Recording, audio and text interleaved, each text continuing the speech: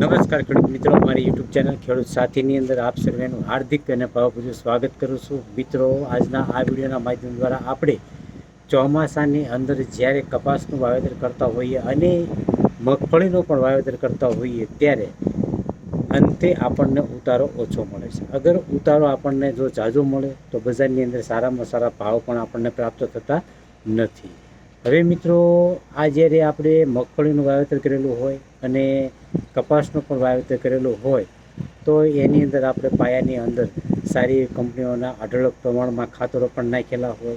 યોગ્ય સમયે યોગ્ય ડોઝીસ પણ દવાના છંટકાવ કરેલા હોય, જેમ કે જંતુનાશક છે, ફૂગનાશક છે કે પીજીઆર છે. તો એવી રીતે આપણે વોટર સોલ્યુબલ જે કોઈ ગ્રેડ આવતા હોય 1261 હોય, 05234 હોય, 1919 હોય, તો આવા બધા ઘણા બધા આપણે ખર્ચાઓ કરતા હોઈએ છીએ. હવે ખાસ તો મિત્રો, આ વિડીયોના માધ્યમ દ્વારા આપને એ જણાવવા જઈ રહ્યો છું કે જે ખેડૂત મિત્રો કપાસનું વાવેતર કરી અને મગફળીનું પણ વાવેતર કરી અને જો કંટાળ્યા હોય,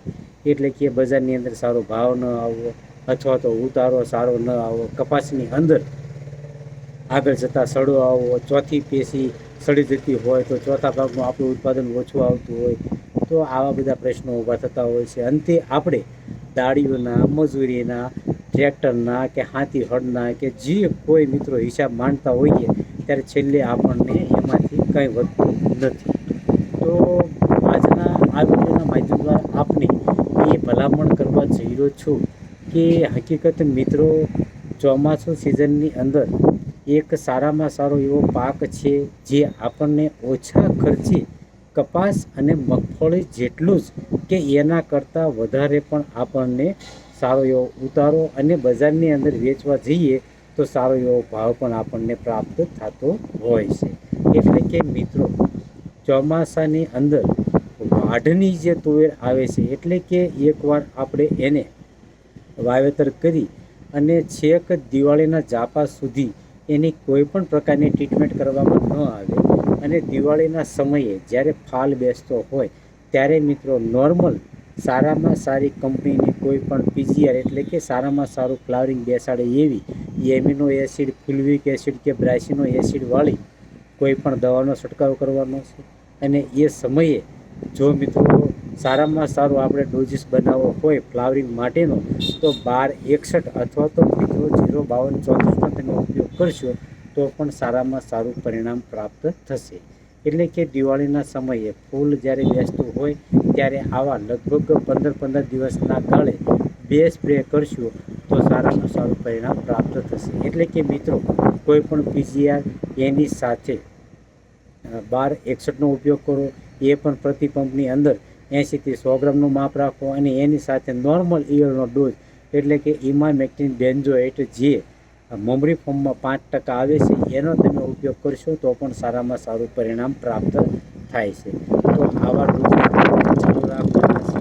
આમ જોવા જઈએ તો ફ્લાવરિંગ જ્યારે બેસતું હોય ત્યારે 15 થી 20 દિવસના ગાળે 2 થી 3 તમે જો આવા સ્પ્રે મારી દેશો તો મિત્રો આપણા જે ચોમાસું મગફળીનો જે પાક, ચોમાસું જે તુવેરનો જે પાક છે એની અંદર આપણને સારામાં સારું ઉત્પાદન મળતું હોય છે. હવે જ્યારે છેલ્લી કન્ડિશનની અંદર સિંગ સારામાં સારી મગફળી તુવેરની બેઠેલી હોય તો એવા સમયે આપણે 0050નો અથવા તો 05234નો પ્રતિ પંપની અંદર 80 થી 100 ગ્રામનું માપ રાખી અને તમે જો છંટકાવ કરશો અને એની સાથે ઇમામેક્ટિન બેન્ઝોએટ ઈયળની એક જ દવા મિત્રો વાપરવાની છે કે જેના થકી આપણને સારામાં સારું ઉત્પાદન મળી આવશે. હવે પાયાનું ખાતર, તુવેરની અંદર પાયાનું ખાતર જો મિત્રો નાખવું હોય તો સાદું એસએસપીનો તમે ઉપયોગ કરશો અને એની સાથે જો શક્ય હોય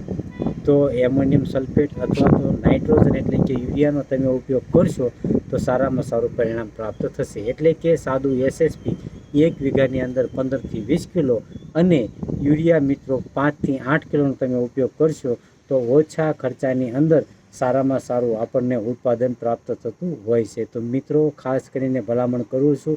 મારા આ ફિલ્ડ વિઝિટોના અનુભવ પ્રમાણે ખેડૂતો સાથે વાર્તાલાપ કરતાં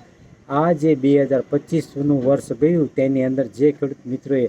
વાઢની તુવેર કરી હતી એ લોકોને કપાસની સરેરાશ રેન્જમાં જ એમને સારામાં સારું ઉત્પાદન મળ્યું છે. તો મિત્રો, મારી અવનવી માહિતી મેળવવા માટે મારી યુટ્યુબ ચેનલ ખેડૂત સાથીને તમે સબસ્ક્રાઈબ કરજો અને લાઇક કરજો, કે જેનાથી હું આપને આવા અવનવા વિડીયો સાથે ઓછા ખર્ચે ખેતીની અંદર વીઘા દીઠ સારામાં સારો ઉતારો શેનો મળે અને કઈ રીતે કેવા સમયે ટ્રીટમેન્ટ કરવી મિત્રો, એના વિશે આપની સાથે હું ચર્ચા કે વાર્તાલાપ કરતો રહીશ વિડીયોના માધ્યમ દ્વારા, કે જેના થકી આપને હું ઉપયોગી નીવડી શકું મિત્રો. હસતો.